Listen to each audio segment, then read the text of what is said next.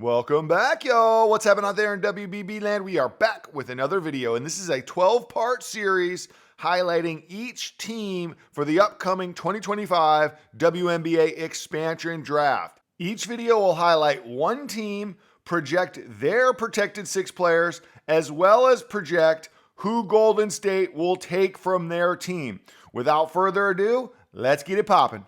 The Los Angeles Sparks are up, and like many teams in this expansion draft, I think the first five, very straightforward, no questions asked. I think we'll all agree with these five. That sixth protection gets a little bit interesting. I'm sure there will be some disagreement here, but I'll give you my reasons. But first, the big news out of Los Angeles, Lynn Roberts named the new head coach out of Utah. I have to say, this was an OMG breaking news moment. I don't think anyone had Lynn Roberts anywhere on the big coaching board. Obviously, LA saw her program building skills at Utah, former Pac-12 Coach of the Year in 2023, saw what kind of offense she likes to run. It's a kind of a volume shooting, analytics-driven team. I think they are possibly looking at that's the way the WNBA is trending. Either way, Los Angeles found their coach. The other big news, obviously missing out on Paige Beckers. I have to say, a little bit disappointed in that considering I live in Los Angeles, so I go watch the Sparks play. That said, that's the way the cookie crumbles. There is a lot of debate. Did they go for the point guard Olivia Miles at 2? Is that a reach? I did a video on this on my channel. I think it is. I think they go Kiki Iriefin. They have their 3, 4, and 5 players for the next 5 to 10 years, but I don't know if this coaching hire changes things. We'll find out. This is a lot to be determined. As for the expansion draft, the first 5, as I said, no-brainers. We got Rakia Jackson, a.k.a. her. I think this player is going to be phenomenal. I think top 5 scorer in the next year or two. I think potential scoring champ in the next 5 years. Cam Brink, obvious. I think this is a perennial first-team all-defensive player. I think she's an absolute shot alterer, paint alterer. I think she is going to be a staple in the middle in the purple and gold. I think she is a great player to have as backline defense. Can really put some makeup over some other defensive holes if they have them. But frankly, I think it's a relatively decent defensive team if all the pieces are there. We got De'Arica Hamby. I do have to give Kurt Miller props on that front. He definitely improved her game. Footwork, touch, post moves. Really like what I saw out of her. She's obviously a save. She's got 1 year on the contract. She's going to be a free agent when that new CBA rolls around. Part of the reason I think they go Kiki, because I think they'll say thanks for the memories and we're going to start young. We're going to start fresh. Then we go to Azurá Stevens. I think she's a keeper. Once again, I don't know if this is a long-term hold. I don't know. She is definitely more of the new school, big 6'6" hybrid.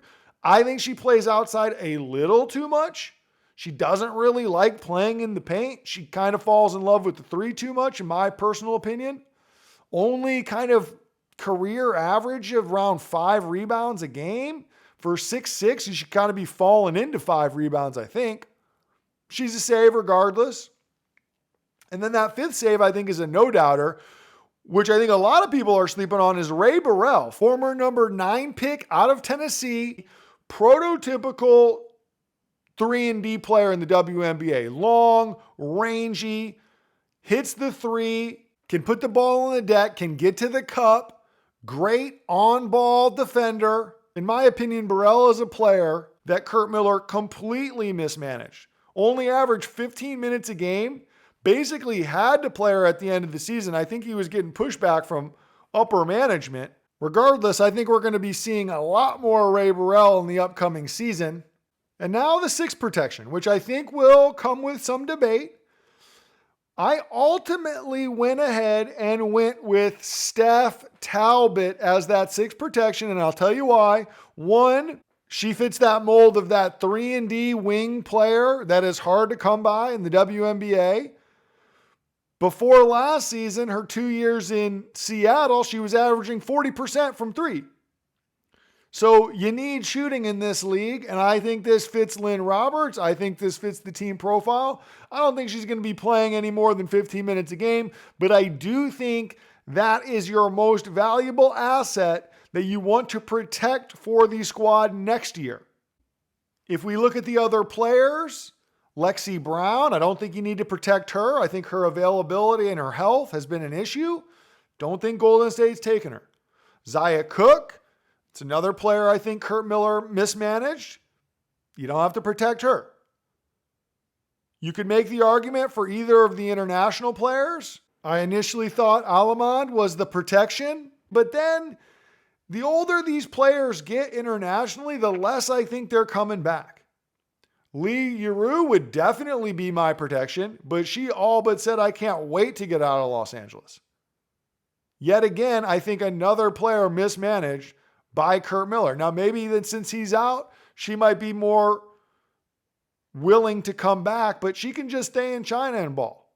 Once again, I'm not going to risk that because I do want to get better this year. I don't want another year of Rakia Jackson, Cameron Brink, and Ray Barella, I think, to go to waste because it's Lynn Roberts' first year and we're building. I want to see some improvement year one. This, I think, could be a fringe playoff team.